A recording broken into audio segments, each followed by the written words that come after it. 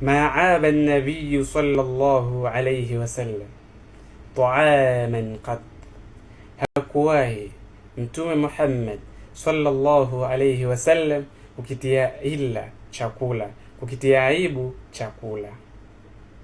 Qala Abu Hurairah radhiyallahu ta'ala anhu wa arda, anatuambia Abu Hurairah ya kwamba ma aba an-nabiy sallallahu alayhi wasallam ta'aman qattun, hakuwahi Mtume Muhammad sallallahu alayhi wasallam kukitia aibu chakula, kukitia dosari chakula.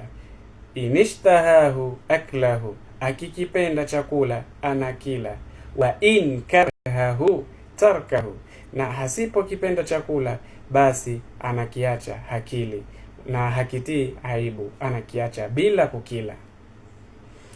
Rawahu al-Bukhari wa Muslim wa Abu Daud aidan. Hadithi hii inatufundisha kwamba si vizuri kukitia dosari chakula, kukitia aibu chakula, kukitia kasoro chakula. Ikiwa umekipenda utakila, huku kipenda kiache, usikitie dosari. Wapo wanaokipenda watakila hicho chakula. Pana vyakula si vyote utakula. Mathalan, kuna mboga nzuri kulia ugali, maarufu sana, inaitwa ihonda ama mlenda.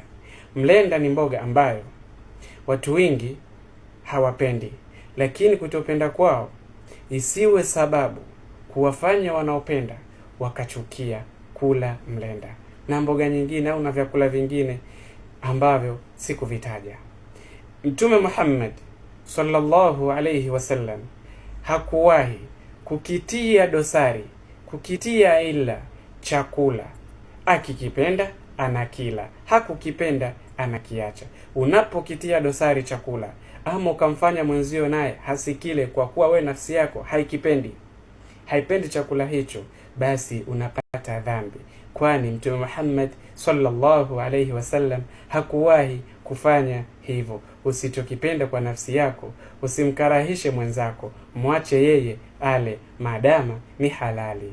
Ma'aba an-nabiy sallallahu alayhi wasallam ta'aman qattun in ishtahahu aklahu wa in karahahu tarkahu. Wassalamu alaykum wa rahmatullahi